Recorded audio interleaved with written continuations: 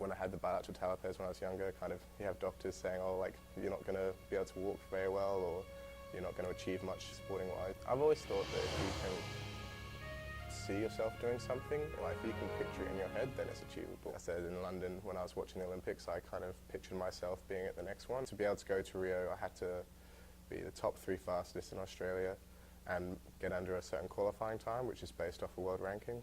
I literally just made that time. The last day of competition, I got a phone from my coach saying that I needed to come fill some paperwork to go to Rio. So it was incredible.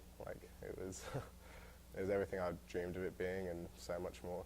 I swam my heat, and then I was the first heat, and I watched the other heat swim, and I came joint 8th, and they only allow 8 people in the final. So because 2 of us did the exact same time, I had to do a swim off against this Spanish guy. I was probably the most nervous I ever was for a race, so that was pretty intense. But I swam the fastest I've ever swam in that swim off, and I managed to beat him and make it into the final. In the 100 free, I missed out on making it into the final by 0.01 of a second.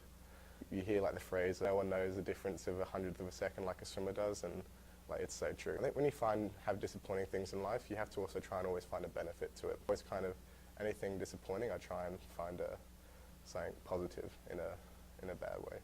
So I really learned that it was what I prepared for my whole life, and I had to make the most of that opportunity, because I don't know if I'm going to get an opportunity like that again. I hope so in 2 years' time in Tokyo, but when you have an opportunity like that, you have to make the most of it.